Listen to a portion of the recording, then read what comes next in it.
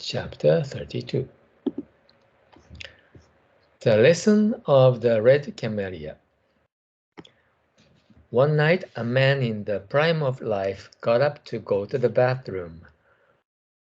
On the way, he spat into the garden. To his horror, his bottom was bright red, a telltale sign of tuberculosis. His legs turned to jello, sank to the floor. Sorry. His legs turned to jelly, and he sank to the floor. When the man didn't come back to bed, his wife grew concerned and went looking for him. She laid a hand on his forehead and found he had a raging fever. The household was soon in an uproar, and they sent for a doctor. Meanwhile, the man told his wife that what had happened, and she went out to the garden to see her for herself. She discovered that he'd spat onto the fallen petal of a scarlet camellia. When she told him this, his fever magically disappeared, and the next morning he set off for work as usual. If he hadn't found out the truth, he could have made himself truly sick. There is no need to live in fear of what may come. Change is only natural. The earth itself has day and night. The moon waxes and wanes in the sky. The ocean has its high tide and low. In our lives, too, we experience both fat and lean. When you are at a low point, just wait, for this too shall pass. When you are at rock bottom, you are undergoing a test. Think of it as Buddha's way of training you so that in time he can give you something better than you have ever known. The hothouse flower does not smell so sweet as one exposed to wind and cold. Rain and sunshine are equally good. Anyone who can appreciate this is of little substance. It is essential to open the eyes of the soul. So today's story is really mind-bogglingly deep.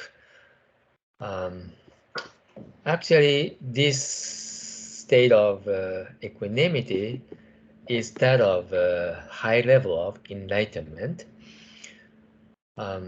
So for ordinary people like us, it's not easy to behave in this way, but we can imitate this state of mind, or it's kind of an imitation. It's not true equanimity. It's an imitation, but it still works. Yeah. Because, as today's phrase a day teaches us, our mind can be our greatest ally.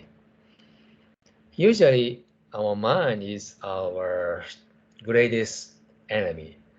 So we have to fight against our own mind all the time, especially when we want to practice good deed. When we want to unwind and entertain ourselves, it's easy because we don't need to fight against our mind. We just follow our mind. But especially when when we are hitting the rock bottom, our mind tries to take us to the vicious cycle.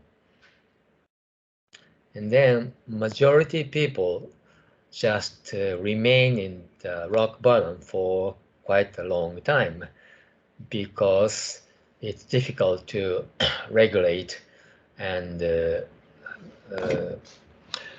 correct our mind.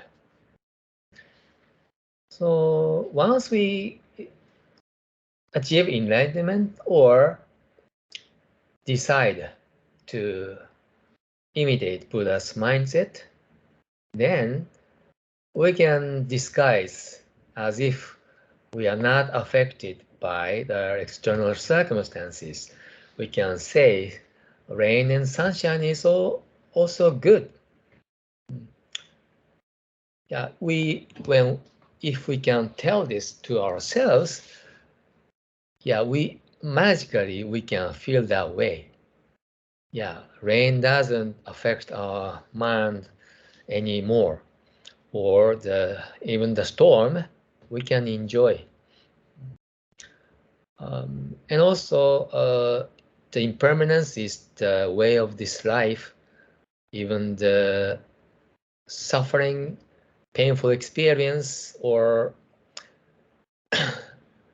disaster will soon abate, and we will go through that hard time, and we will experience a good time again. So once we understand this reality, all we have to do is keep going forward.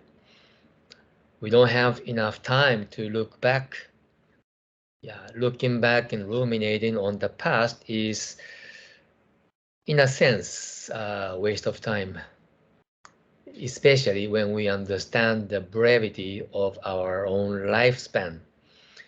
It might come to an end even tonight. That's the reality. Of course, nobody thinking that way, but many people lose their life even though they are still young. People encounter premature death. If this is not just a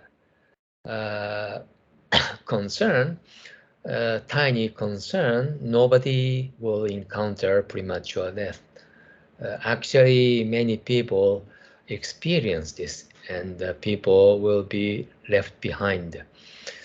So, in order to make the best of our limited lifetime, we should focus on the present and planting good seed for the future and practicing flexibility.